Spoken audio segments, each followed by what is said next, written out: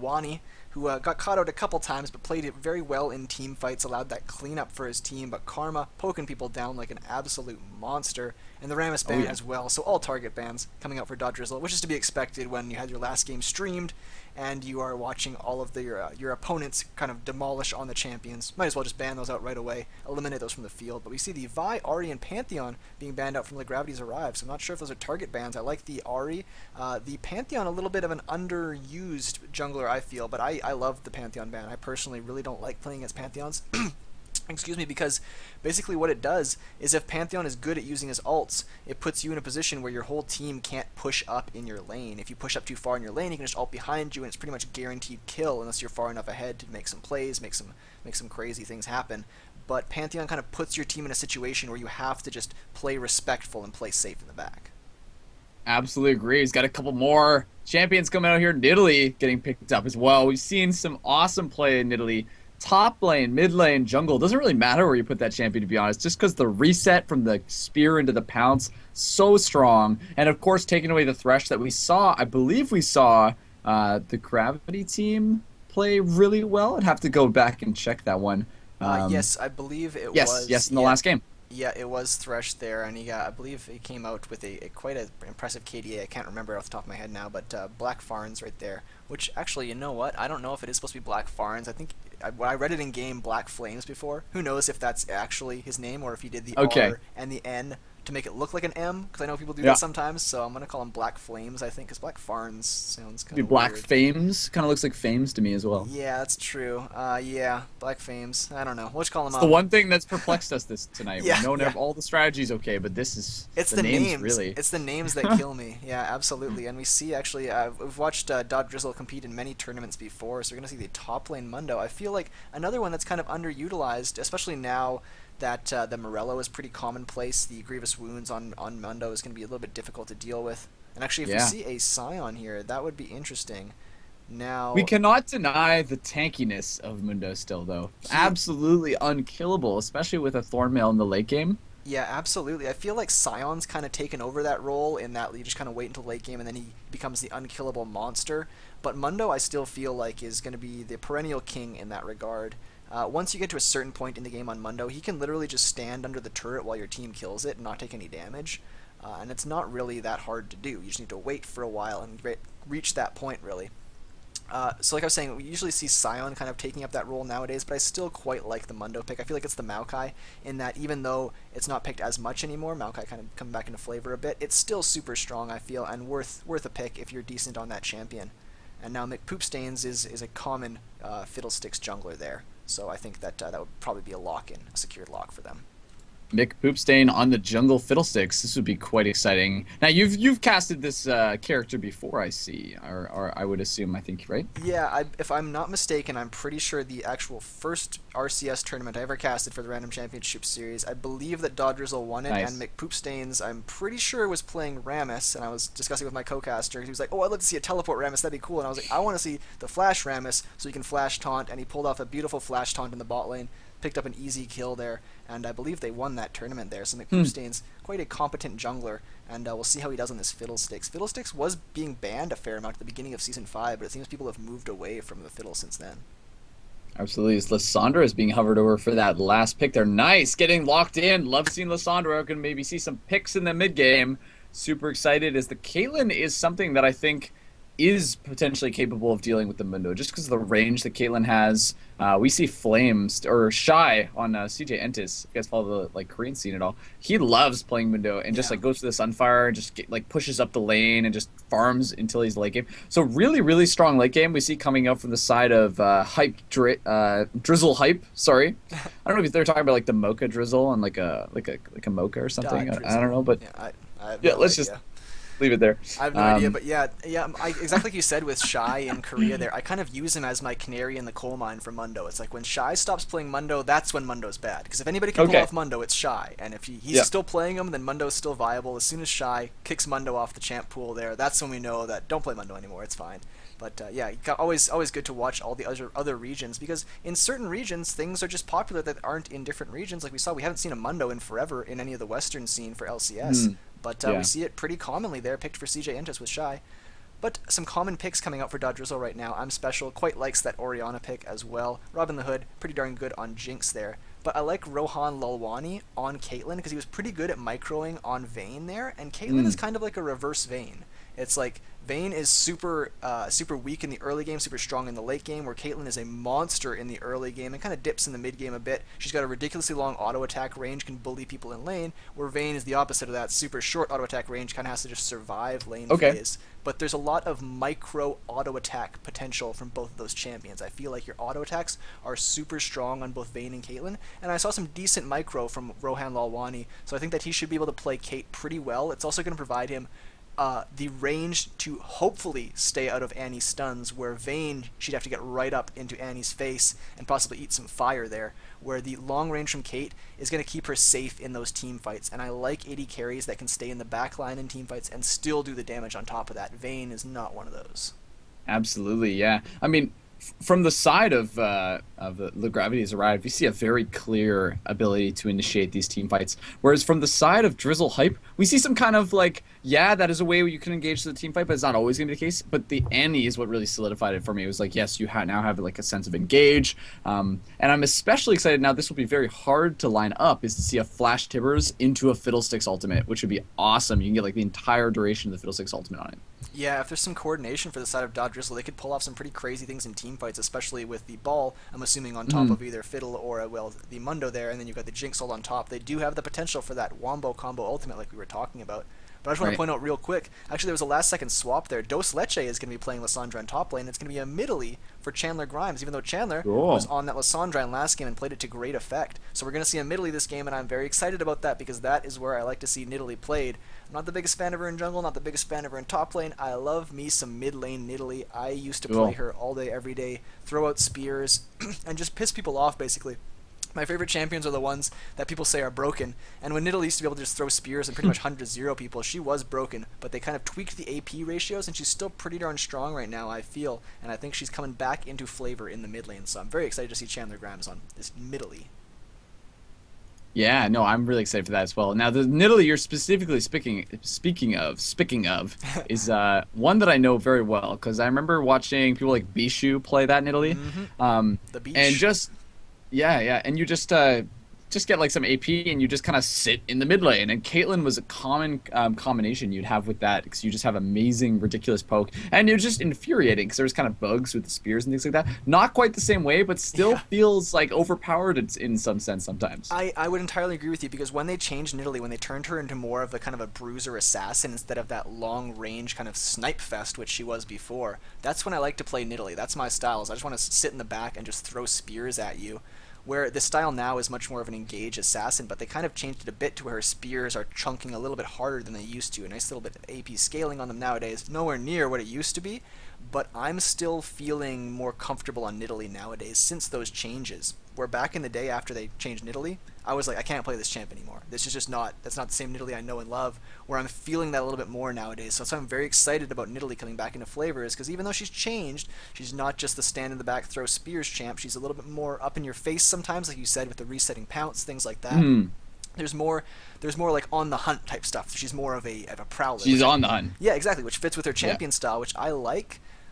But it's still kind of half and half. It's more the best of both worlds now. It's not there's the spear chunk one and done. It's I'm going to spear chunk you and then chase after you and then kill you. So I like that there's more counterplay to Nidalee now, I feel, where I still think that Nidalee is strong enough to be a viable mid lane pick, which is where I like to play her.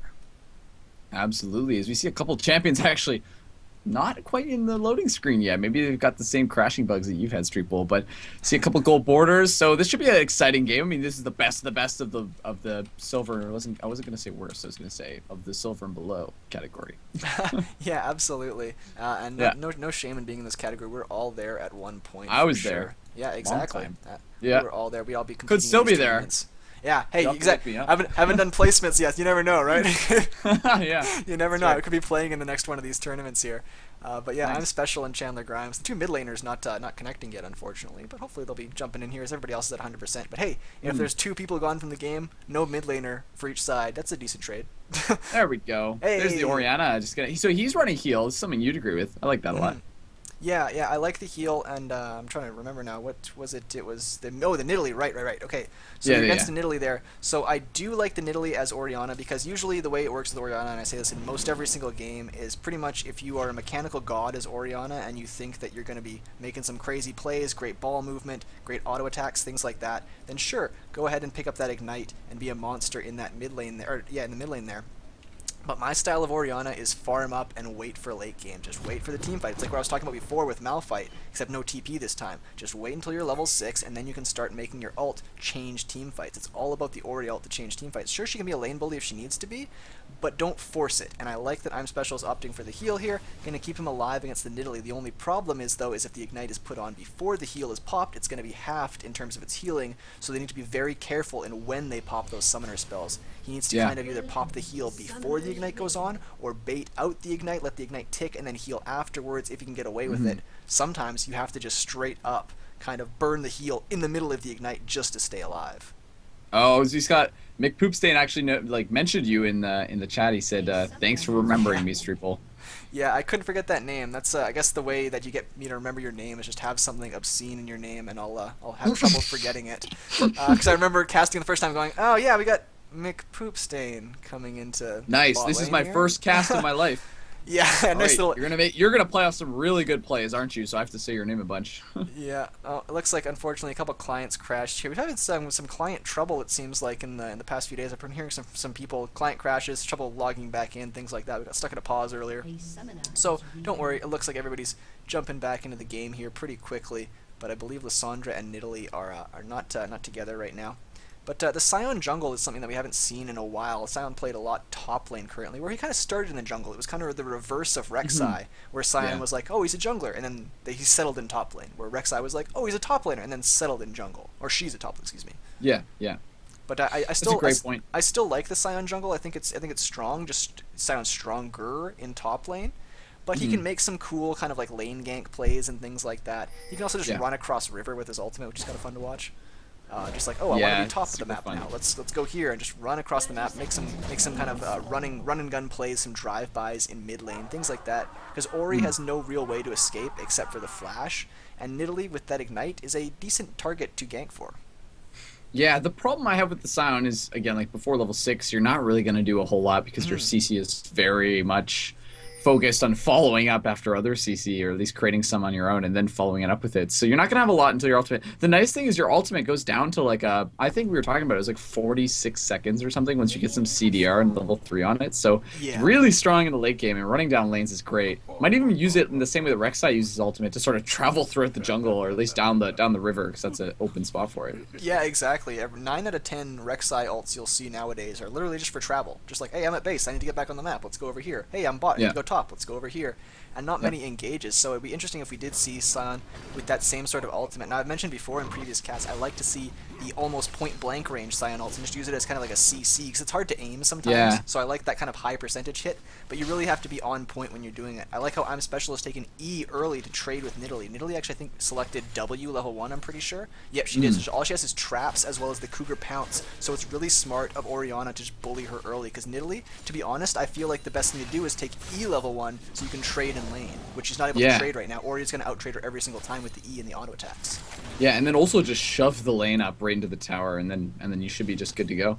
Yeah, the swipe there coming from the Kitty, of course, because you get Kitty at level 1 nowadays with Nidalee, where I'm used to back in the day where you have to wait till level 6, where now you can just transform into Kitty immediately. She's going to have the pounce at level 1, but I quite like the swipe, like you said, to kind of shove the wave and clear it a bit, keep yourself from getting pushed underneath the turret, and then you can also heal an auto attack trade with Oriana a bit more, because right now Ori's bullying her. Absolutely, as we got just a lot of pushing up, going down into the bot lane here, and that's the thing when you play a jungle that kind of has, you know, not an immense amount of pressure in late game, because the spears get chunked up by I'm Shapeful. That when you have something like Scion in the jungle, you can freely push up your tower wave and suffer really little consequence about that. Yeah, it's kind of reverse of the Pantheon as I was talking about before, is you can shove in the wave and not really be too worried about the jungler. Now, he can come from lane once he hits level 6 and stuff like that, but a Mm. Pantheon holding behind you is a lot scarier than a Scion running after you that has kind of trouble steering his running. So you can just shove up in lane, and they have a ward there in bot lane, so they're more than safe. They're happy to just push in the wave and try and deny some CS from their opponent right now. Because if you can get away with it, sure. More often than not, if you don't have threat of the enemy jungler, just shove the wave in and deny your opponent's CS. Which right now Ori is doing that in spades. Look at that difference. Yeah, absolutely. And we've got the coin coming out from Thresh again. That's quite exciting. Yeah, I don't like the coin. I'm not a big fan of the coin on Thresh. And I now, think it's exciting. I say this every time though, but like, 'cause I understand why you don't take the relic shield. I like the relic shield, but I don't take it myself because I'm so afraid of screwing up the CSing. I'm terrible at CSing with the relic shield as Thresh, and I don't want to mess up my AD carry as an AD carry main. I know how annoying that is, and I don't want to deal with it. So as Right. Thresh, I'll opt for a Doran shield or a Ruby crystal early. Just have some sort of combat stats so you can fight if you need to trade, because Caitlyn wants to trade early, and I think if Thresh will land a hook and engage, they can out-trade this team right now. But with the Ancient Coin, I don't think that's as doable as it was before. Oh, Brad taking a lot of damage, but look at all the damage we got. Oh, Fiddlesticks coming in with the Flash Fear. That's awesome. Gonna have to use the heal to get away from that. The net's coming out as well. Flash for a heal. I'm not sure if that was exactly worth it, but it wasn't bad. No, as soon as McPoopstain flashed right there, I was like, no, why don't do that? Why'd you flash? That was a bad idea. When you're not level 6 as Fiddlesticks, your ganks are pretty trashy unless you have your opponent entirely out of position, and they were chasing right there. So the Flash Fear is not going to be enough time for your opponent to be stunned and have your team follow up on top of that. They just weren't even low enough to make that happen. Unfortunately, a premature flash from McPoopstain. I would have liked to see him save that. It might be up by the time he hits level 6, but the best time to flash as a Fiddlesticks is to reposition with your ultimate. Absolutely. Well, he's just going to be going back to the jungle and farming it up to level 6, like we said. This mid lane matchup, though, oh my goodness, it must be painful for Chandler Grimes. Getting that Lissandra, having taken it back to him into the top lane here, I almost feel like the Nidalee would have done better in the top lane. Yeah, in this matchup, it probably would have been better. I would have liked to see. Well, here's Sion trying to make something happen in mid lane. This is what he needs to do. Oh, here he is. He's coming up behind. Okay, he's coming up behind Oriana, and that's the Scion before level 6. That's the ult. Lamau, as I'm special. Swing and Kind of miss. just walks casually out of the range. Sion just charges up that down smash pretty hard, but it takes too long. And Oriana is super casual at just walking out of the way. Like you said, plays level 6, not much gank potential, same thing with Fiddlesticks, and Oriana, I'm special right now, is abusing that fact, which is exactly what you need to do. If your enemy jungler does not have good early ganks and has to wait till level 6, then hey, just push your enemy mid laner in. Just shove up in lane, be reckless, because who cares? Sion, you saw, came in for a gank. Didn't even have to burn a summoner spell, didn't take any damage. I'm special is more than fine and not getting abused for the fact that he is out of position in mid lane. Absolutely, yeah. And the one really interesting thing, I'm just kind of thinking about the top lane, musing about it right now, is because the Mundo is against a double AP composition, you have the ideal itemization path for Mundo in this case. You can go straight into Spirit Visage, be effective against your laner, be effective against most of the damage actually coming out from the side of the Gravity team. And then you can just go straight into whatever armor item you like, because your main job is going to be pretty much to zone out Caitlyn. Yeah, I don't like this level 5 gank from McPoopstains. Why gank Lissandra, who's got a glacial path there when you're not even level 6? There's no way to real stop her, and then she's got the escape on top of that. Just ineffective ganks here, unfortunately, from McPoopstains. Needs to be a little bit smarter on what he's doing with his time. Wait for level 6. Just wait for level 6 and be good to go. But like you said, Mundo, whenever you can build Spirit Visage first item and get away with it, hey, that's happy days, because that works so well with the regen he has, specifically from his ultimate. He can pretty much gain back up to full health. Whoa, ultimate! Oh, nice little juke from Chandler Grimes. Level 5 still, Fiddlesticks only really close by. Oh my goodness, taking a lot of damage. Turret shot in response for that, though. Fiddlesticks really got to get to level 6 before anything else happens. Yeah, unfortunately. I do like, though, how McPoopstains is actually shoving in the wave here so Oriana can back. I think that's very good play from the jungler.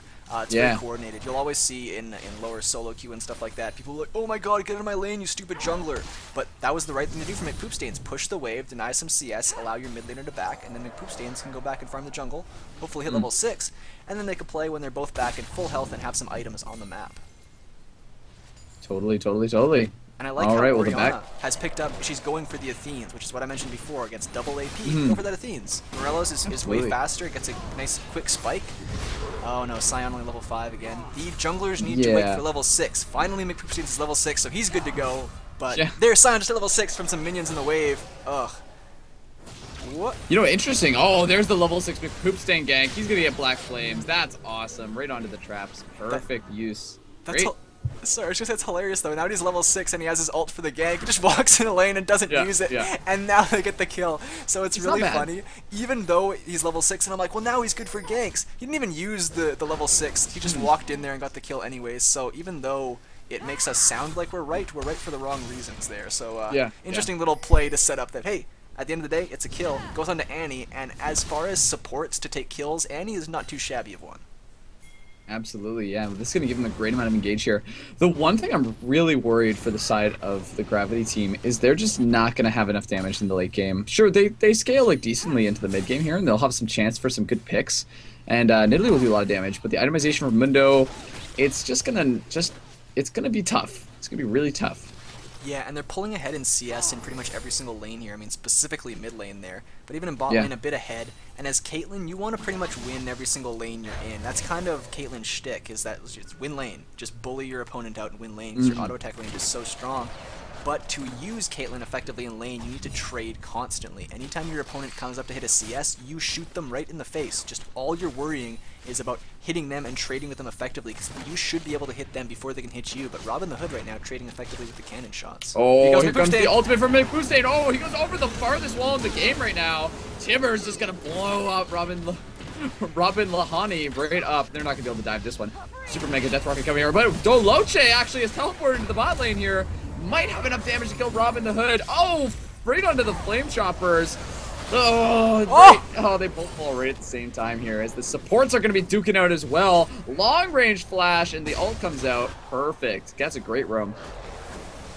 Oh, nice spear. Oh, no. Wow. Perfect.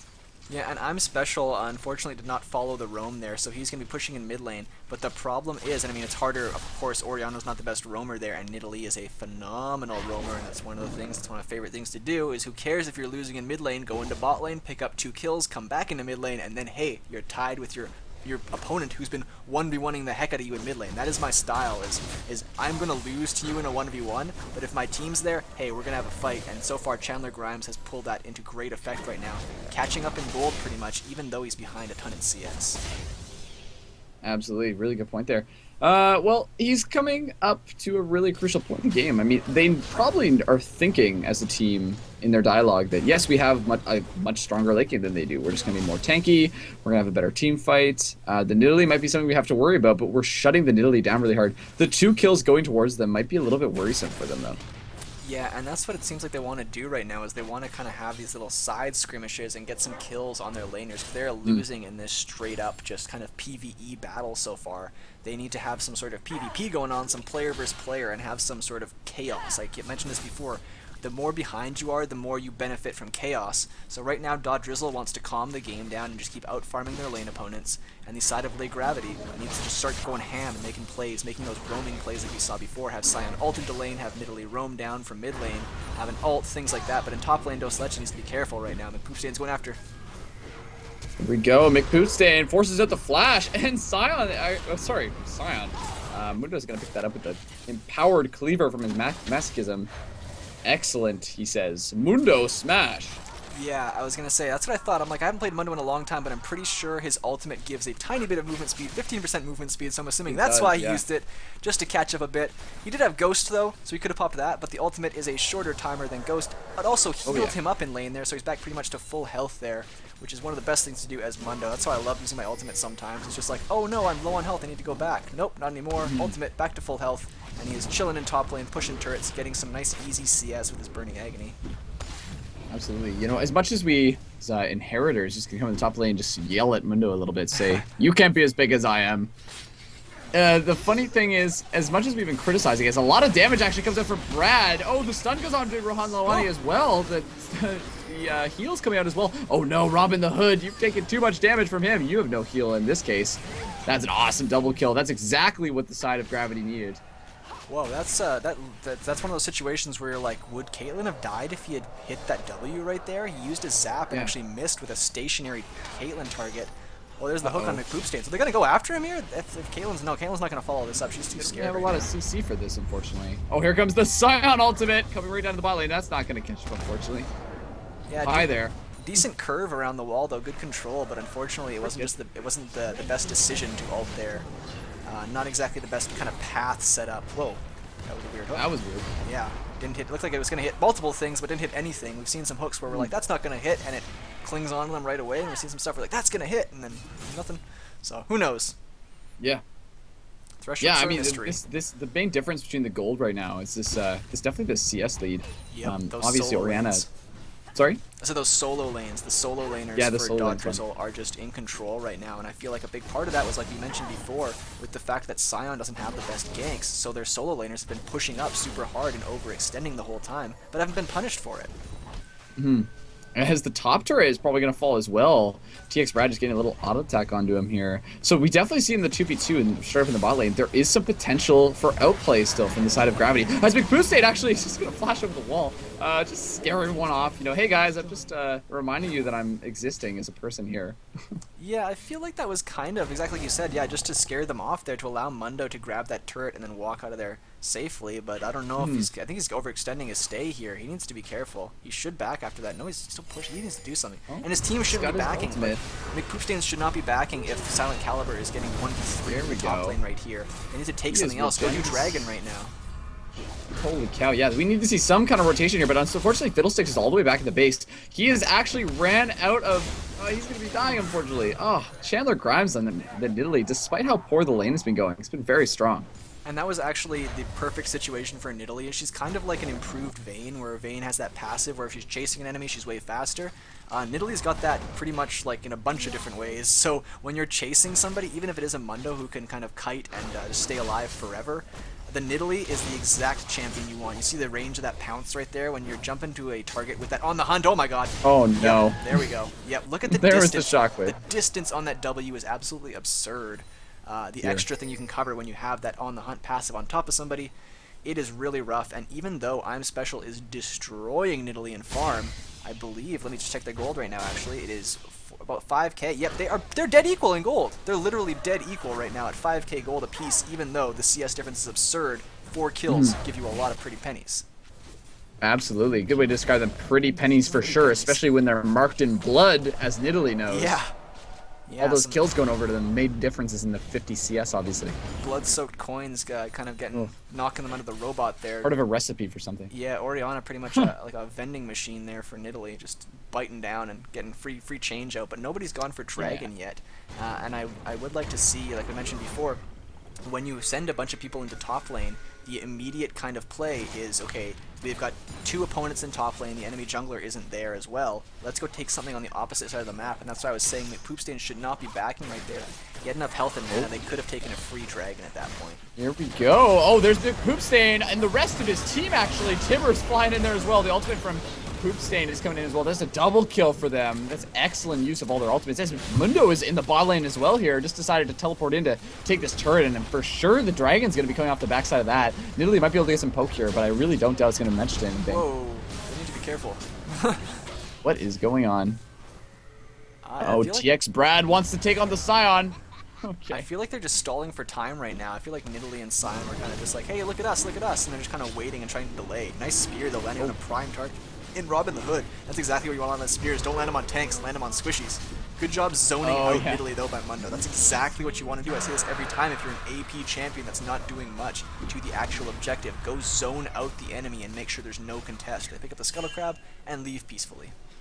Yeah, I mean, is it appropriate? Oh, what is going on here? Do they really want to fight this one?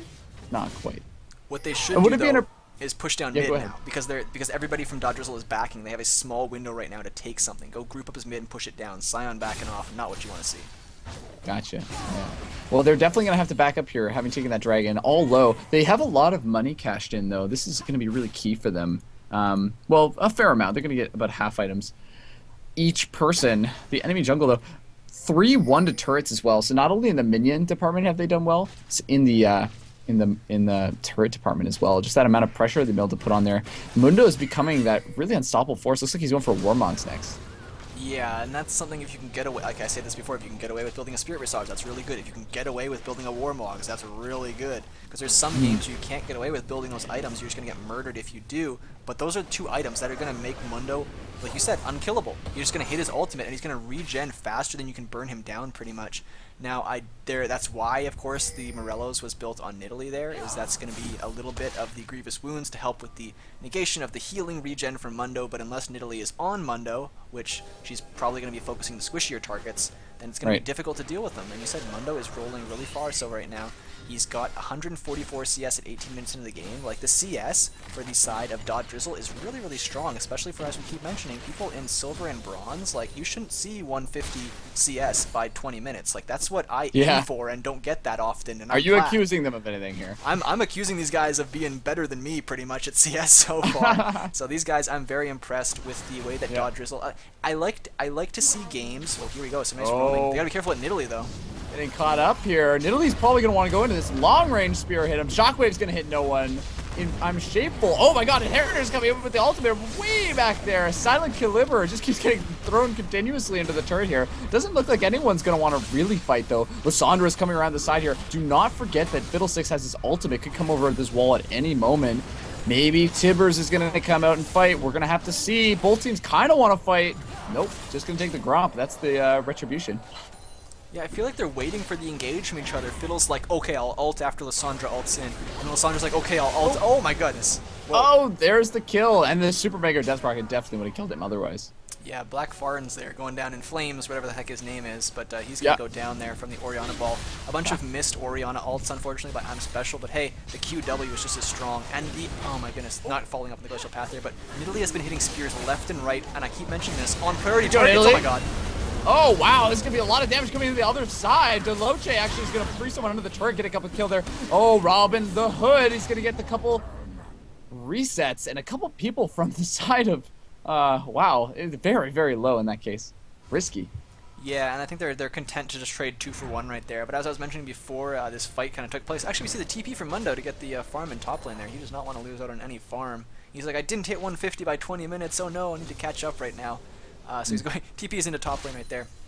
But as I was mentioning, I love seeing games where even if you're losing the kills, your team has done so well in objectives and farming in lane and stuff like that, you're still ahead. They're only ahead by 1 kill right now, but they're ahead by about 5k gold currently, and that's what I like to see from teams, is that's how you know you're a good team. And that's what we see from CLG, not in the most recent game today, because I didn't see it unfortunately, but a couple games before, where they'd be pretty much even or behind in kills, but would be ahead 2 or 3k in gold, because they've gotten dragons, they've gotten turrets, they've out-farmed in their lane, and they've rotated properly around the map to give their team an advantage, even though they're not picking up the kills. Right, and that's just the really, I view that as the maturation process of a team, where they can recognize that like being bloodthirsty is fun. But on the other hand, there's these other objectives, which are probably more important and will lead in the future to more kills than the enemy team in the first place, because of relative scaling, because of, you know, different movements in micro map rotations, et cetera, et cetera. So props to them. Absolutely, and that's my style of play, is don't fight fair. Get to a point where you're ahead and then fight. Like, fight when you have some sort of an advantage. If you're behind, don't fight 1v1, fight 2v1, fight 3v1. Always put yourself in a position where you're going to make your life easier, and when you're ahead in gold and have more items than your opponents every time you're fighting, your life is immediately easier, and that's what we're seeing so far from Dot Drizzle. Even though they're kind of going even so far in these team fights, Dot Drizzle has come out about 1 kill ahead or so. Each time they're doing it, they have more farm, more items, specifically in that mid lane there, about 80 CS ahead for Orianna over Nidalee. So Nidalee's kills are catching her up a bit, but Orianna is doing work right now, and Orianna is going to scale nicely into the game where her ults are going to be pretty team fight changing. If she can land one of those ults, she's missed, I think, all of them so far. If she can land one of them, they're good to go. She's missed 3.5. Yeah. Maybe 2.5 actually, because the one at her own tower where she died almost went off. Right, that's true. It would have hit. Oh, yeah, I actually would have hit. So yeah. Unfortunately, she goes down. So we'll give her a half point on that one. Give her partial credit for that question. But yeah, even though she had that gold there, she's died once and given up a lot of that gold back, and that's what I always tell people: is gold you can, or sorry, kills you can give back. You can give back the gold you earn from kills to the opposing team by getting shut down, which is what Nidalee did. CS is forever. You cannot lose the gold you get from CS, where you can get that gold pretty much taken away from you if you get shut down. Nidalee, super strong, but makes her a high priority target. They got the kill on Nidalee. That's a bunch of gold transferred over to Drizzle, and unfortunately, CS is just better than kills at the end of the day. This dragon's going to be going over to McQuickstein. It's going to give his team that second dragon increased damage to turrets. It's going to be quite lovely for them in their strong push that they're going to try to flank with the Fiddlesticks ultimate. Content just to keep farming, though, increasing this gold lead, right? It's sitting around 6,000 right now. They could probably push their advantage a little bit more if they wanted to. Yeah, they definitely could. I would like to see them now that, of course, the Warmog is finished for Mundos. They should just group up mid right now and try and get some fights going here, because they should be able to win in a 5v5 fight. When you're 6k gold ahead, you should be fine in that fight as long as you don't botch something too hard here. But it seems like Gravity has arrived, actually has reasonable control over the map right now, which is surprising considering they're so far behind. Absolutely. Mundo probably going to itemize some armor now just to give him some insurance policy against Caitlyn. Caitlyn having only finished one item, though, in comparison to the 2 and a little bit items from Jinx. You know, Caitlyn got that double kill in the bot lane, which was kind of the ray of hope we saw for the side of Gravity. But unfortunately, Sion, although he's 1-0-3, and we got to talk about the Skirmisher's Blade, I think, because we haven't seen that item in a very, very long time. I haven't seen it since Cloud Nguyen, or however you pronounce his name there, the Phil for Cloudwind. Yeah, that's a Cloudwind, there you go. Yeah, he picked up the Skirmisher's Saber there on Vi earlier today, and everyone was right. like, oh, that's right, that's a thing, I forgot about that. That's an item, there you go. Yeah. Yeah, so it's alright, but to be honest, I would have rather seen like the Juggernaut on Sion there. That's kind of his go-to.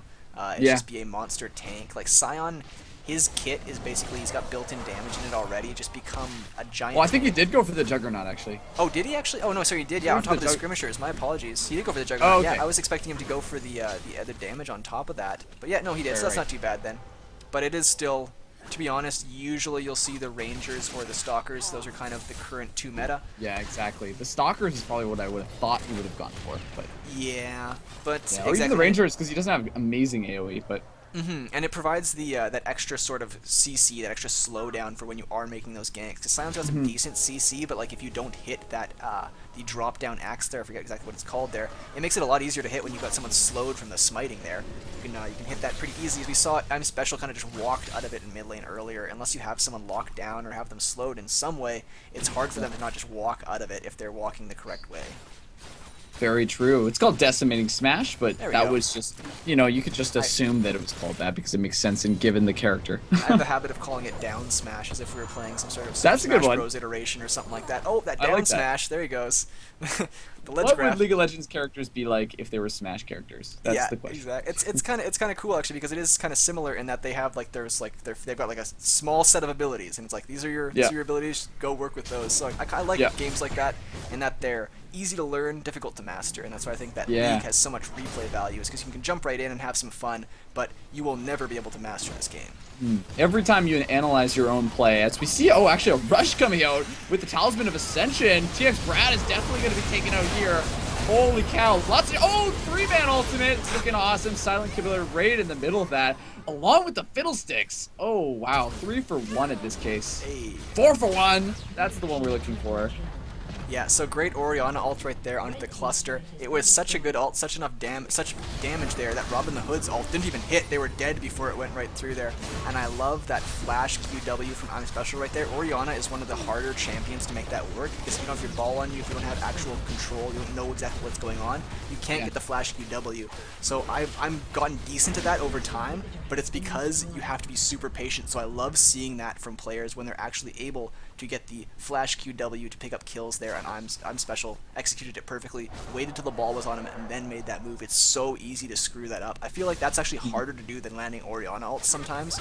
So very impressed with his play there. He seems to be making things work here as we get to the late game when Orianna starts to shine. She can use those abilities in team fights. The AoE damage is insane from her. Absolutely. Now they have to be careful here not to overstay. They're all going to have to back, and this could open up a prime opportunity for a Baron if they so chose from the side of Gravity. With the Annie, of course, going to the bot lane as well, it would actually be the perfect time if they were rushed the Baron right now. You're absolutely right on that, and this is one of those times where you have a small timing window. You have to jump on this and take advantage of it because they have their mid inhibitor down. The longer they wait in this, the more they're just going to get pushed in on the map, and unfortunately their window is slowly closing right now, and it's pretty much closed at this point. Yeah, they're done. But if they had rushed the Baron right there, like you said, that would have been the correct call to make. It would have clawed them back into the game, because when you're 10k gold behind 28 minutes, you can't just sit around and wait for your opponent to make mistakes. You need to pull yourself back into the game, and unfortunately the Gravity playing too safe right now to allow that. Yeah, interesting. They're probably going to give this blue buff over to Nidalee, I would assume. Oh, okay. Yes, Sion needs it that badly. Yeah, he just walks away. This is mine. I take this now. See you guys later. Smash. Sion, the only one on his team that hasn't died yet, actually, so he's like, hey, I'm going to put it on me because I don't die. I'm not going to give it over to the enemy team. Exactly, we're not just going to give it over to them. That's the jungler style, and that's, to be honest, that's my kind of style when I do jungle. It's like, hey, if my mid laner is a baller and is not dying, all day take my blue buff. Carry me, I'm happy with that. If you die with my blue buff one time, never again. It's mine. I'm taking it. Oh, yeah. And that seems like what Inheritor has kind of gone for right here. He's like, Nid, you were good when you were 4-0. You died twice now. I'm taking blue. Oh yeah, and now all the ultimates are up from the side of Drizzy Hype. We're gonna see them push down this secondary turret here and probably just loop back around for the dragon. That'll be number 3 for them. And probably just send Mundo 1v5 to distract them for long enough. Yeah, and there's not too much armor, so it looks like Robin the Hood has skipped the last Whisper and is going straight for that Bloodthirster, which is going to allow him to push down turrets. You saw that turret there in the bottom lane, the second tier one, just getting shredded immediately. And if Jinx can kill turrets fast, then she can pop the passive and just go crazy. If you can get Jinx passive popping, then you're just set. You're absolutely fine. You can chase, you can run away, you can do whatever you want, and that's one of the things. That's why I feel like I have so much trouble facing Jinxes, and that's why I like playing her when I can, and I can get away with it when there's not too much CC on the enemy team. Because if you don't lock her down in team fights, she will demolish you. She gets one kill, the team fight's pretty much over. Oh, what are they going to do in the Baron pit? Are we going to see a 3-man Baron over here? That would be lovely. Yeah, Orianna's bottom right now, and I mean, they can get away with it. This isn't exactly the best strategy, but they can get away with it at this point, so why not? Normally you don't want to see a 3-man Baron when you've got your support mid lane, your mid laner bottom, your mid laner specifically with a great team fight ultimate. But hey, at this point, take whatever they're going to give you. Mundo tanky, Fiddlesticks regen, pretty easy in that regard. So they got the Baron, they got the 3rd dragon, they got the boost speed. Now all they have to do is close this game out. Say it would be a pretty easy experience. You can even dive a turret if you really wanted to. Ori needs to get with the team here. They need to just wait for a second because Ori's grabbing blue buff, it looks like. So just kind of just wait for a second, let her grab blue buff, and then come up with the team. And then what I'd like to see them do is just go into top lane and just push the wave in here, which is hopefully what they'll do. Yep, there they are. That's what I want to see. Ori can shove one wave in mid, but she doesn't really need to because mid will push itself. I'd like to see Ori just group with the team right now. When you're in Orianna, don't split. Tibbers. Just group with the team. Yeah, that was misclick. Nice. But I don't know, sometimes when you're just playing with friends, you know, it'd be like, hey guys, can I use my ultimate now? Are we ready? Are we ready? Yeah, are we ready engage to fight all ourselves? you want, man. Okay, go. Start it up. And, oh, here's the big fight coming out. Inheritor just gets obliterated. Chandler Grimes taking a ton of damage for all the minions as well. Here's the wombo combo they needed. 3-man ultimate from Orianna. It's going to be huge. All the Zanyas get popped up as well. TX Brad is going to fall as well. It's going to be 3 for 2, actually, with the side of Gravity. Both having fallen really low here. Got to be really careful with the Chandler Grimes poke, though. There's the flash we looked for in the last plays. Chandler Grimes is going to be falling as well from the multiple instances of CC that's going to be falling. Fiddlesticks on the back end of that's going to fall as well. Silent Capilliter is going to be taking the turret. Yeah, that was, I guess exactly you said, another little flash QW from M Special. Great ball control, and his ults were very good so far. They did kill Robin the Hood immediately in that fight. But unfortunately, the side of Dodgers was just too far ahead. Like, Ori wasn't even there to start that fight. They forced that fight unnecessarily, very sloppy by Dodgers, but they're so far ahead, it doesn't matter at this point. Late Gravity can't really do anything, and that's why we were talking about that Baron. They needed to get it before, because with the Baron on Dodrizzle, it's too easy for them to just push turrets in. Like I said, they didn't even do that turret push properly, and it didn't matter. They just won it easily. That was pretty funny. So Silent Calibur is going to use this Ghost to just kind of annoy the enemy team over here. And 2 inhibitors is falling. The one in the mid lane is actually up again, so we're going to have to push down the empty inhibitor. But it looks pretty good. And that was without Tibbers, mind you, that entire fight. Yeah, exactly. And like I said, that fight, like I was saying, that fight was pretty darn sloppy, but Dodrizzle still pulling it off.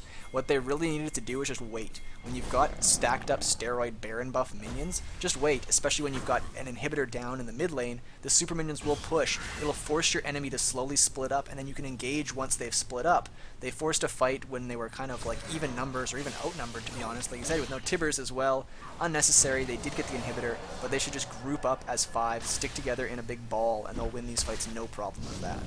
And on the backside, I mean, after having Nidalee go 3-0 here, oh, DDL inhibitor, the inheritor, that is just too much damage for you to take here. They just continuously chase. He's actually not going to get him, getting away with a sliver of health.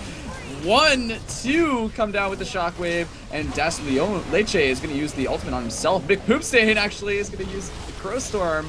Everyone is backing up. This is going to be inhibitor turret number 3 and inhibitor number 2 in the meantime. Number 3 is easily within their grasp though as the top lane begins to push up as well. Yeah, they're not even going to bother with that mid lane inhibitor right there. They're just going to go straight for the kill here. And this is what I was talking about before with that Mundo, is if he gets to that certain point, he can just tank the turret forever. He stood under that turret there, popped his ultimate, and came out with the exact same health, if not more, than he started that fight with. As you can see him tanking the turret right there, not losing any health. His team is fine. Great Zonias! Oh. Wicked. Chandler Grimes gonna go down as well as an awesomely timed zones, as you said, Street Bull. Gonna have GGs coming up from both sides. Lots of fighting, just scrapping up on the turret here on Summer's Rift. Here we go. First game going over to Drizzle Rain to game 2 really soon, guys. Yeah, we'll be right back in the next lobby of this series, but Drizzle taking the first win here. It is a best of 3, so if they pull out this next game, they will be our grand final champions, and Lake Gravity needs to try and pull themselves back in and bring us to a game of 3. We'll be right back into the next lobby in a few minutes.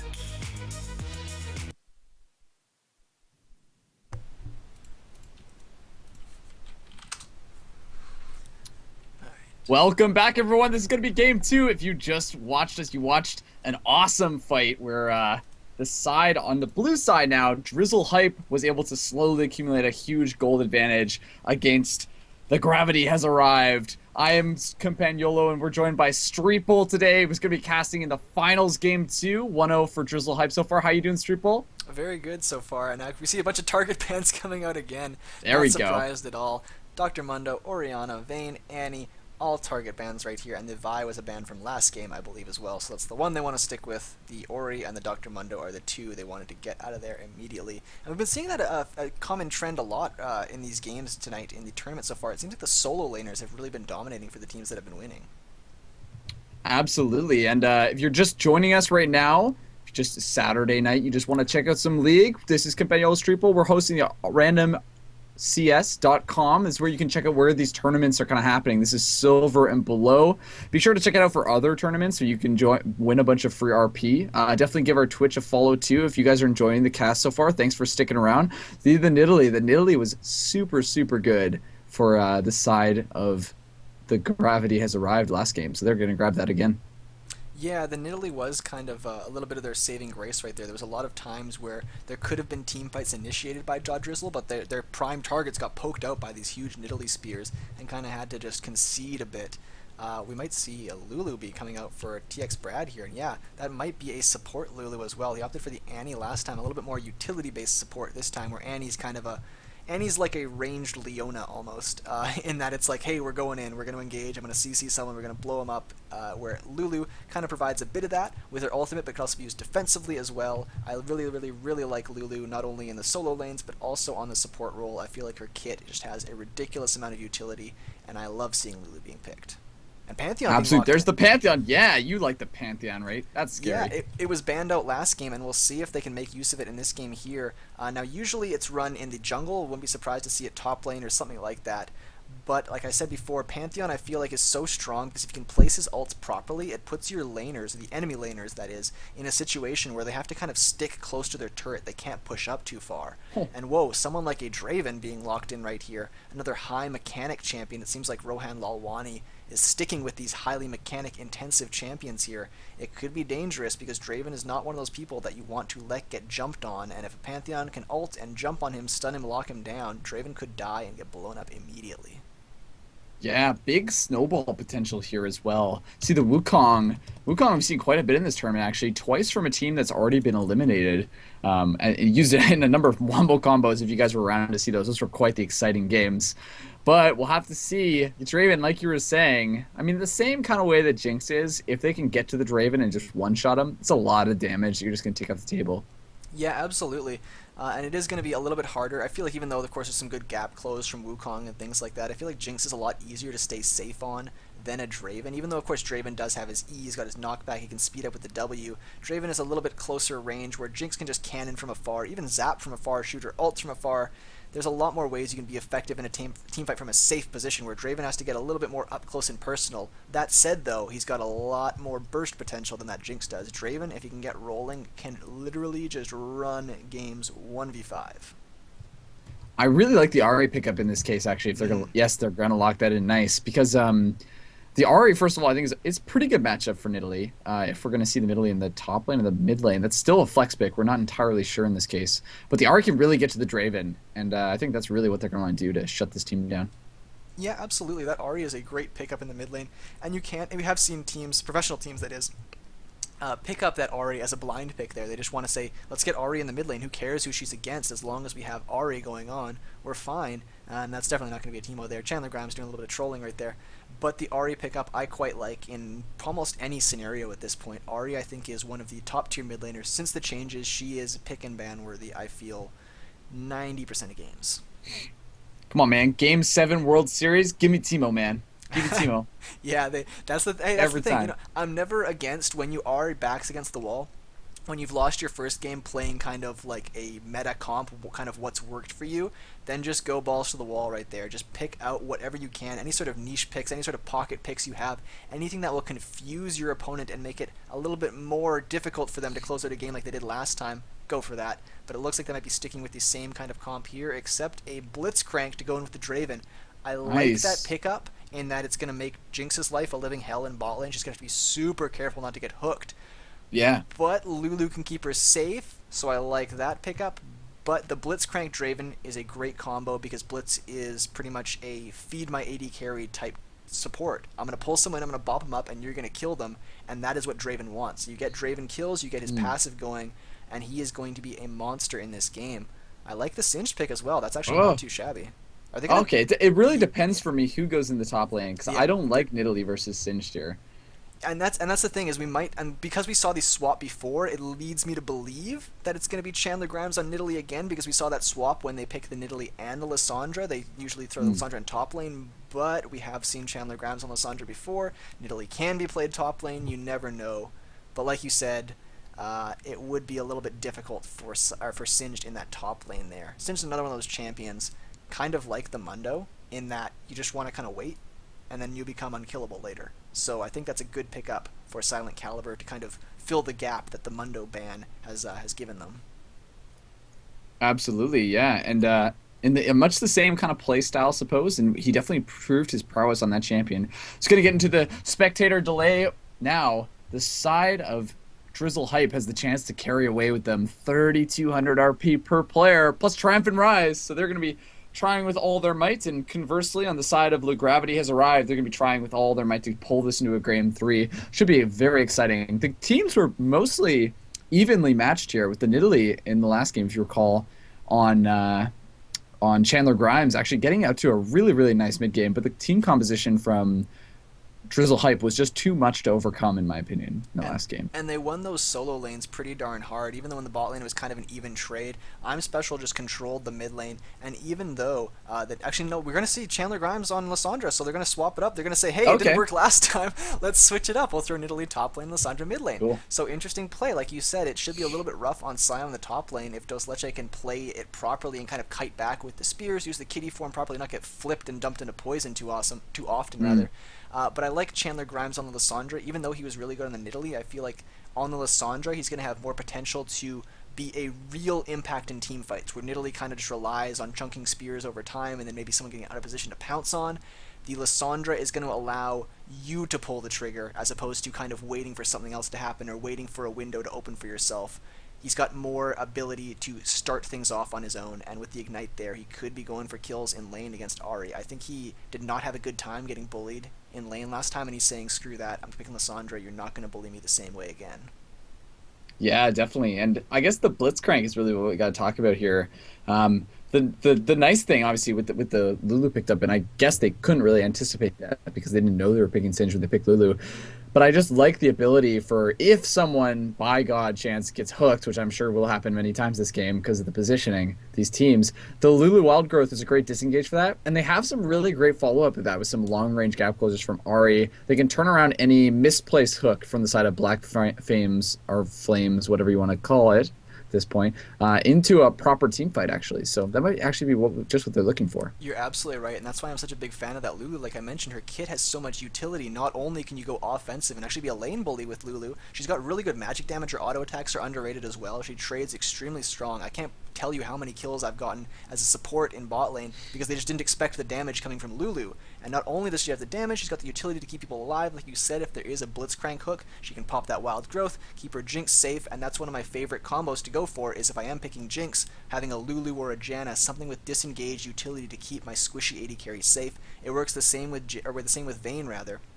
Any sort of late scaling hyper carry, you just want to keep them safe, keep someone that has to rely on their micro instead of actual disengage abilities like an arcane shift from Ezreal. You can keep yourself safe. So having that Lulu to slow, shield, whimsy an opponent, and use a Wild Growth should be able to keep them safe and kind of counter that Blitzcrank there.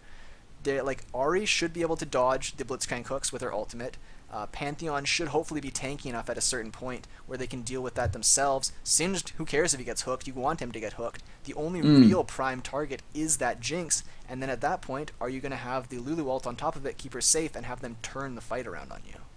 Absolutely. Now, to be fair, as we do have a Platinum in this game, I'm special. Of course you're special. You're Platinum. You're different than the rest. Yeah. Well, as we said, like, I don't think to discount it. If Jinx does get pulled, I think it would be quite disastrous because you have a number of very, very strong follow-up coming from Lissandra, Draven when they actually start to group up here. The other thing, though, to keep in mind is that picking the Lulu in this case, specifically with the ability of Whimsy, is a number of these champions, when they actually engage upon you, you have a very brief second or window of opportunity to nullify the engage completely. Such as with Lissandra uses the Frozen Claw to come in. Right at the end of the Frozen Claw, if you Whimsy them, you can stop the tomb from coming out from their ability if you prime it properly. Maybe the same for the Wukong, though a little bit harder.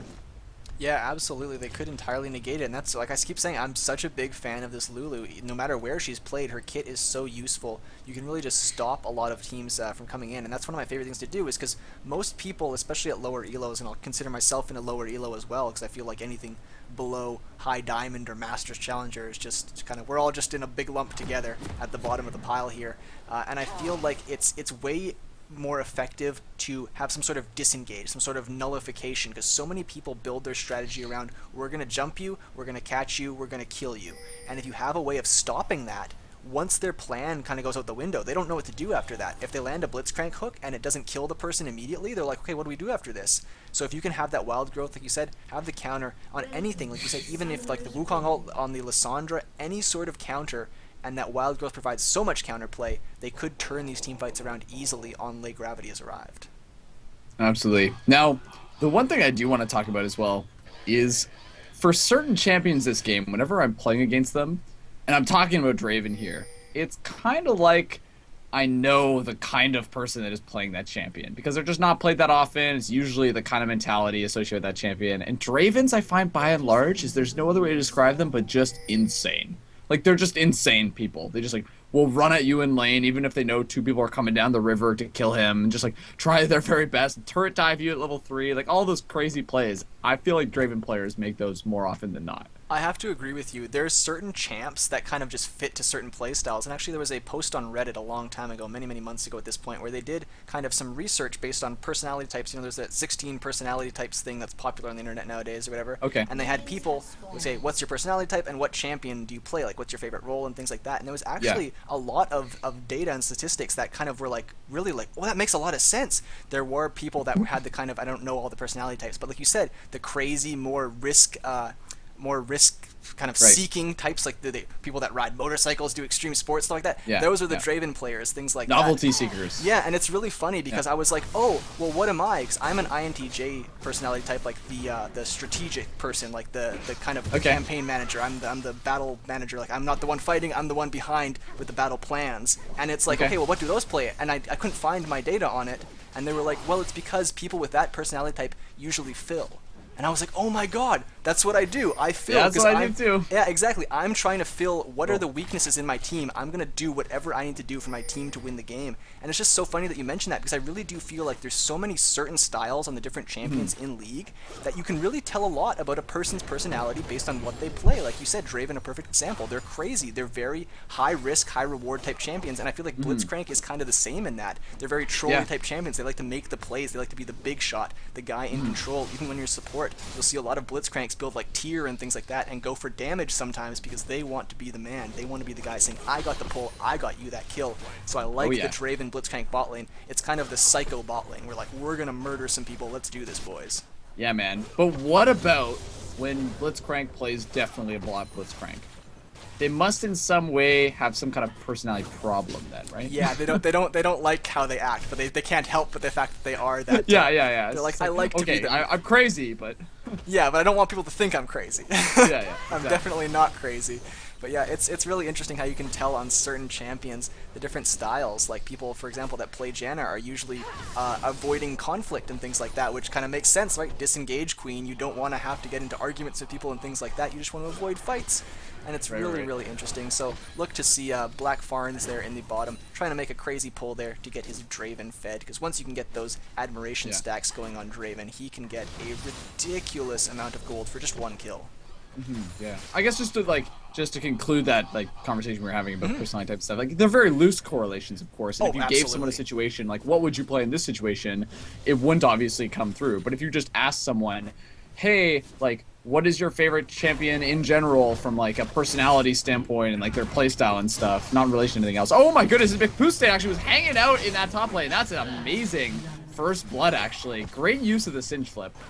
Yeah, really good use right there. And Singed actually opted for the the Ghost Ignite, which I hadn't looked at before. But hey, if you're going to be going for kills in lane with your Pantheon early, that's exactly what you want. The Ghost to catch up, didn't even have to use it there. The Ignite for the extra damage, which Singed doesn't have the best damage, so the extra damage coming out there. Whoa, stops the Glacial Path there with the Charm actually. Awesome. I'm special. Way more even in mid lane though for the trading right here. But to go back to top lane there real quick, normally you'd want to see that TP for the Singed so we can come into fights and wreak havoc. But if you're taking the Ignite, that's saying I want to go for kills in lane, and if you get kills in lane, it's worth it. If you don't, then the TP is more worthwhile. They need to abuse the fact that Nidalee has used the TP already, so she's going to be weak in lane, she has no flash, no TP, just camp that Nidalee. Absolutely, yeah. That's great. So now that his flash is down as well, opens up some opportunity once he's level 6 to maybe return to that top lane there. But by and large, you usually see Pantheons kind of farming up to level 6. So any kind of action you can get from a successful gank of the bot lane, as another charm lands in the mid lane as well, is awesome. It's just icing on the cake. Yeah, absolutely, and it's the same thing we saw before in all the games where we've seen these kind of hyper tanks in top lane. Get them rolling, and they will pay dividends for you later in the game. You don't always need to get your damage dealers rolling in terms of items and farm. If you can get a tank rolling and they play properly in team fights, then you are set, and you can have your backline be safe in the back, like I said, in the backline. Do some damage safely from behind, because Ahri and Jinx, if they position properly, are both pretty safe. Ahri can just ult to safety whenever she needs to. Oh. Whoa, here we go. And this is what I was a little bit worried about in terms of, oh no. That's what I was kind of worried about in terms of the Singed pick, is because Nidalee has the heal, which will mitigate almost all of the poison damage. You can pretty much ignore it. And then you can just chase forever. Oh, as the hook actually goes on to Robin the Hood, he's going to have to, I was going to say Robin the Dude, of course. He's going to have to actually turn this around, though. Careful, though, once Draven got that X up again. Yeah, really good patience there from the top lane from Dos Leche on Nidalee, hitting the spear, kind of waiting until he dodged, pinned himself against a wall, and then threw the spear on top of that. But I'll talk about this again. I know I'm beating a dead horse here, but there were no combat stats for Singed. He had the Tear and the Crystalline Flask, no combat stats. Don't fight unless you have combat stats. Awesome, that's very true. Just enough mana for the Spear Fresh, actually. Barely 100 enough to get out of that, but Wukong's only level 4 still, so he's gonna have to work on that a little bit. Same with McPoopstain, but both the junglers are usually level 4 when the mid laners hit level 6. Yeah, definitely dragging a little bit behind there in farm. And are they going to be going for this dragon here, setting up some early wards? Looks like Pantheon's killing the Scuttle Crab, but it looks like bot lane's going to back off. They're saying, not now, we'll just set some wards up and wait for later. Yeah, a lot of wards coming out from the side of oh my goodness, the Drizzy hype side. Yeah, it's a little bit overkill on wards, to be honest. You could get away with, and I have the luxury of actually pointing it out with my mouse at this time, you can get away with putting that pink ward right there, and then you can throw a ward in the Tri-Brush right there, and you are set. You can't be ganked from there, you can't be ganked from there. These two wards are kind of wasted right now, to be honest, for the red side in the bot lane right there. Well, that's okay. That's just like, yeah, I guess it's just about efficiency of warding at this point, which is definitely really important because it's going to delay your power spikes in the game if you just ward too much. Because the enemy can just be like, all right, they're warding a lot. They're warding too much, actually, so let's just farm and not ward. Like, let's just... And we talked about this in the first game, is wards are super important. Vision probably the #1 thing in this entire game, but you have to make use of that vision. Make sure you're using the wards effectively. Wukong getting ridiculously low there, has to back off. Not going to take the camp. He just wants to go home and keep his life. Is that against the Krugs? Yeah, they're pretty darn strong there, and Wukong made the smart decision. Dudes. It's better to just go back than to risk it. Just kind of tuck your tail in shame. Oh, there's the pull though. Pull into Brad, but he's got his flash now as well. The disengage from the Glitter Lance is quite nice as well. And you know what is really nice about that is it slows you, right? So let's say Draven has an axe he's trying to catch, and you can Glitter Lance him. He's not going to catch that axe. Yeah, you're absolutely right. Lulu's kit is so strong because you have the slow from the Glitter Lance, you have either a speed up on yourself or your friend, or a polymorph from your Whimsy. You've got a shield or a damaging ability from your E. So if you want, you can be an absolute damage machine, damage monster, or if you're getting pulled by a Blitzcrank, you slow them all, you shield yourself, you polymorph the damage dealer, and run away. Jinx threw down some traps there. Good play by Robin the Hood, saving his support with some traps. You should be good to go. As long as Jinx isn't the one getting pulled, you should be fine. And even if she is, now that Lulu's level 6, you're fine. Yeah. Absolutely, you can probably even turn this around at this point. Just throw the Flame Choppers right onto Draven. Or you can throw the Flame Choppers right onto where Draven has to go to catch the axe. So it's really not an ideal situation for Draven at the end of it.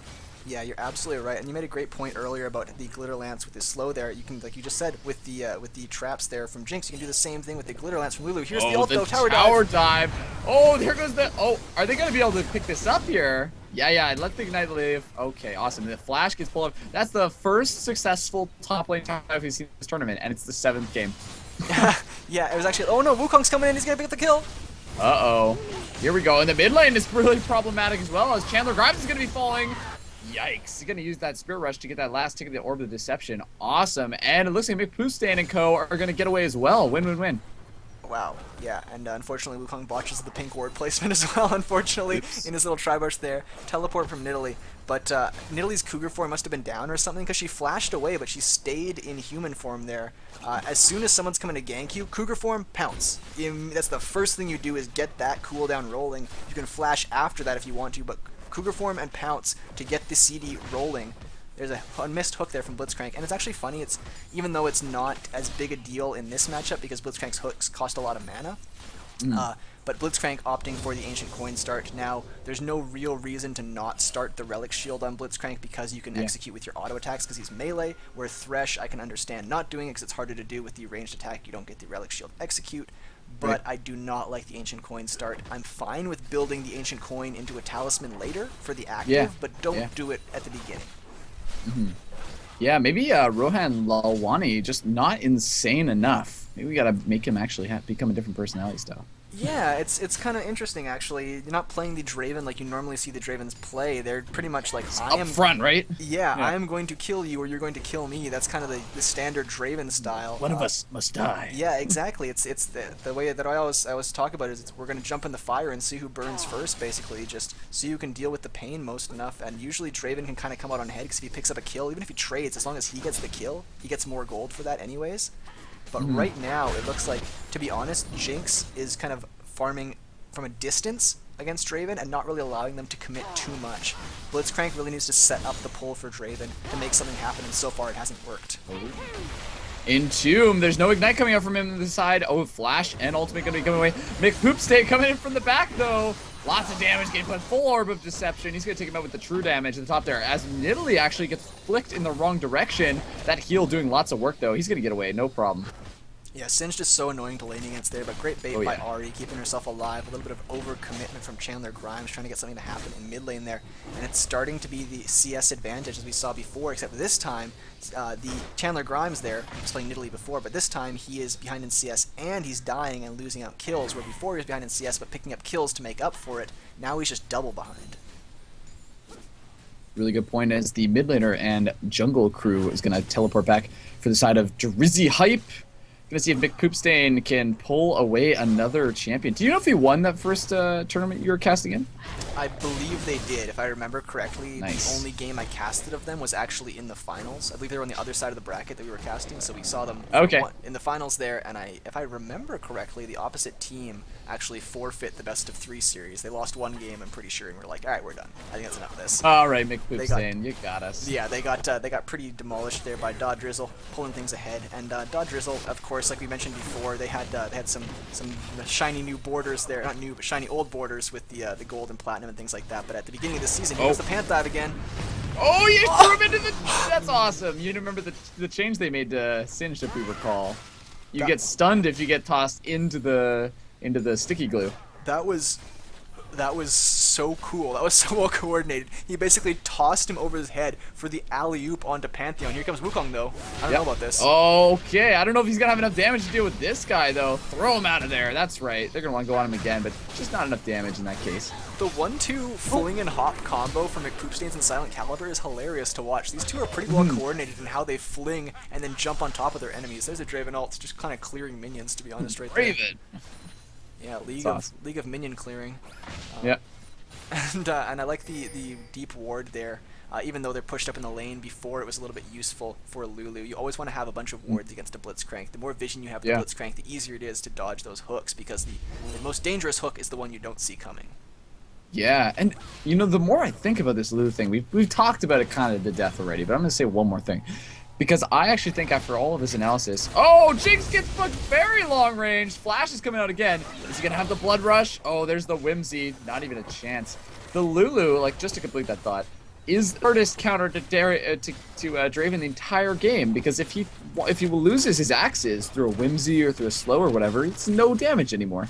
That's a great point. You're absolutely right. Yeah, as soon as you get the Draven popping his axes and starting to try to catch them, then you pop the Whimsy, can't catch them. And even though Lulu didn't have her ultimate there, which was what we were talking about, it's the hard counter kind of to Blitzcrank when your AD carry gets pulled, didn't matter. He just used his normal abilities, just Whimsied, used a slow there with his Q, and got the shield off with his E, kept his AD carry Jinx alive, and they traded totally fine for that. So like you said, I think that the Lulu is a great counter to not only the Blitzcrank, but also the Draven. Yeah, absolutely. Pick paying dividends for Silent? them. They first picked it as well, so actually the Gravity kind of counter-picked themselves into that Lulu, to be honest. Here we go. Silent Calibur taking a whole lot of damage. One more auto attack. He's going to fall. That was just a huge misplay. He took 3 or 4 spears in a row there. Yeah, and so here's, I'm going to talk about it again because it's still happening. Until people stop doing it, then I'll stop talking about it. But Singed opted for the tier into the Rod of Ages. So you have no combat stats. Again, you've got the crystal, what's it called? They're actually going out of the Rod of Ages. What the heck? Wait. There, he's back into it now. Okay. Okay. You just want to mess with this a little bit. Yeah, I think he's just trolling us or something. But when you're going for the tier Rod of Ages, those are both investment items. They're not going to give you much power early, so you have to play safe early. Here's the 4-man dive. Oh, here we go. Pandemic Poopsake falling all the way onto Robin Luani, and I'm Special is going to take him out as well. Gonna get a double kill for him, as Inheritor, it seems like, is always just in the right spot here, but Dos Loche coming up just short. Oh, he's gonna get stunned up, and the zap's gonna hit him as well. Are they gonna tower dive for this one?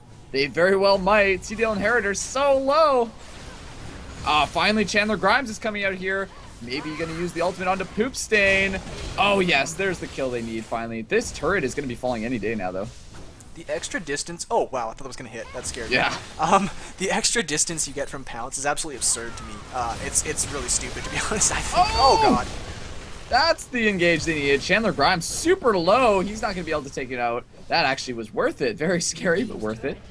Yeah, jumping in there, picking up the kill. Like we mentioned before, that's what I was saying before, Chandler Grimes, when he's on this Lissandra, has much more playmaking ability in that he can go in and just force things to happen. We saw before, Chandler Grimes is so good on this Lissandra, knowing how he can go in when he's low health and get out with just a sliver while using his ult to keep himself safe and slow down the enemies right there.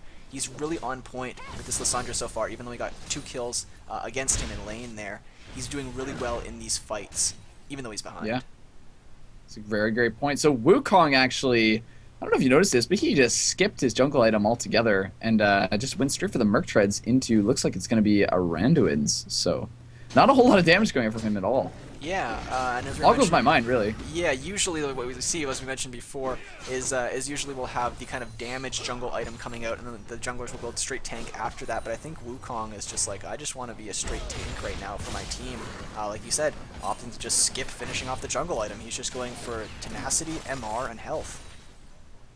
Yeah, I have a really hard time with that. With trying to justify that from my own perspective, because I mean the whole thing is like, Wukong, yes, you're a CC with your ultimate, you don't really have any other CC other than that, and then you're really setting up kills for your team, or you're in some way, you know, like shredding armor for your team or something through using your AD, but I don't know, it's just kind of strange. Well, it's like he forgot to. Yeah, that actually would be kind of funny. There's the ultimate from Lulu, keeping Robin Hood safe. Oh, right that there. was big. Here we go, lots of damage. Rowan Lawani still has his little mic icon, so he's still got his axes in play. Dos Leches getting, oh, he knows he's gonna die. There goes the spear. The Black Fames, you got him with the hook. There we go. Oh, but Ari's down in the bot lane as well. That's gonna be a double kill for him. Nice charm. He's got one more spot for the Spirit Rush. No problem. Run right into him.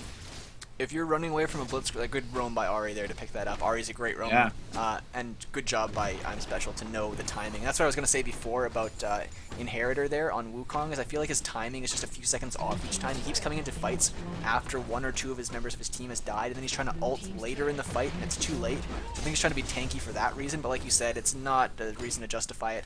You need to go for that, finish that damaged jungler item, and then you can build tank on top of that after. At least, even if you want to go tank, finish the Juggernaut. Do something. When you've got half an item like that. Here we go. We're talking about.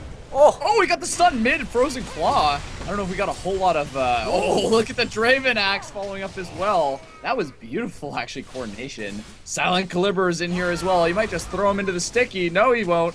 Oh, the Whimsy actually stops the Claw as well, getting interrupted twice in one play. Excellent play from both sides, actually. Yeah, so unfortunately Chandler Grimes goes down right there, but like you said, Rohan Lalwi, or Oh, watch Lalwani it. rather. Bot lane. Oh, Yeah, he's got him.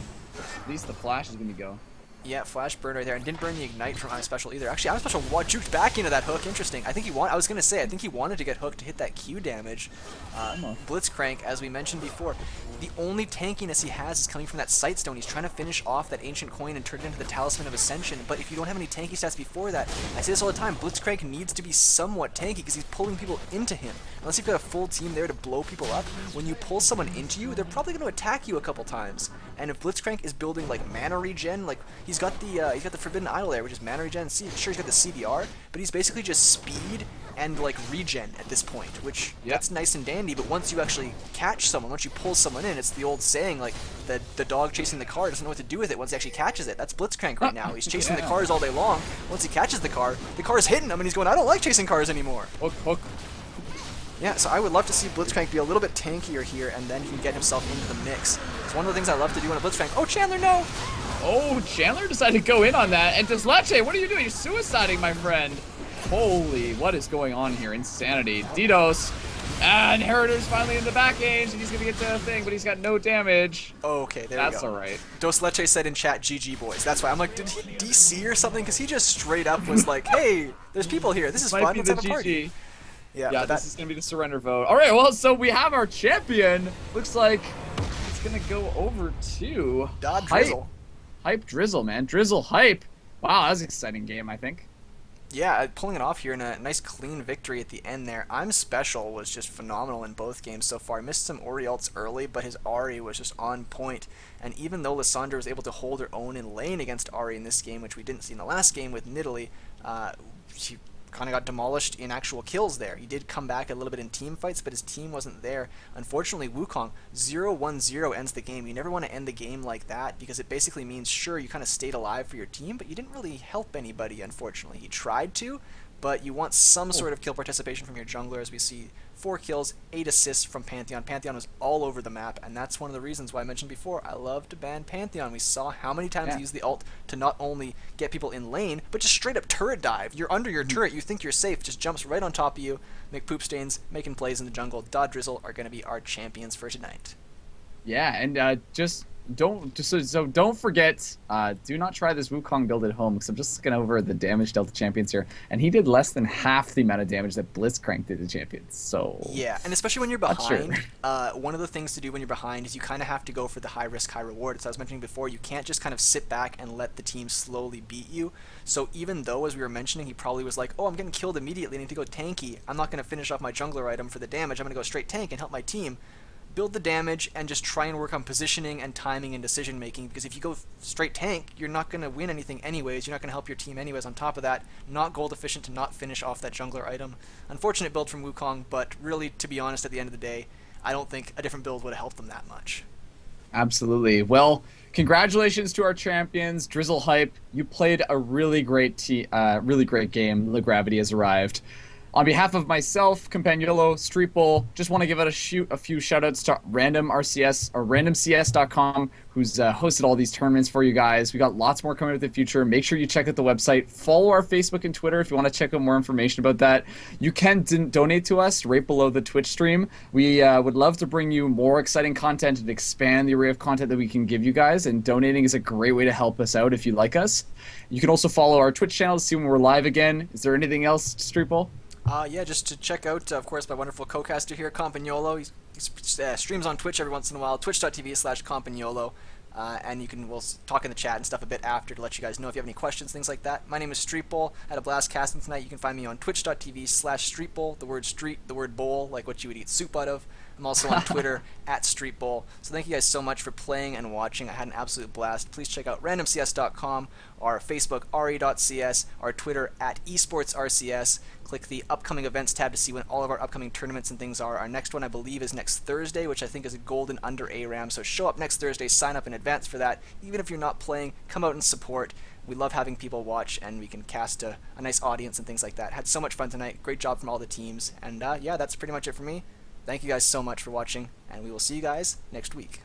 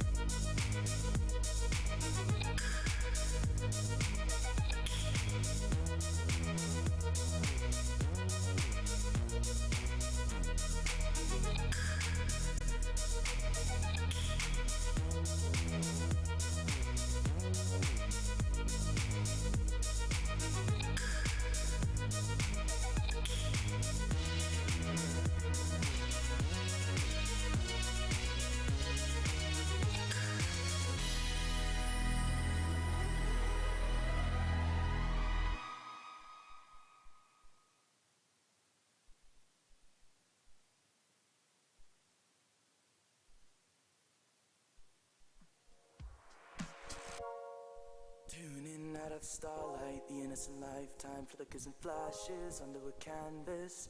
No, nobody seems worth it, while the feeling's sophisticated.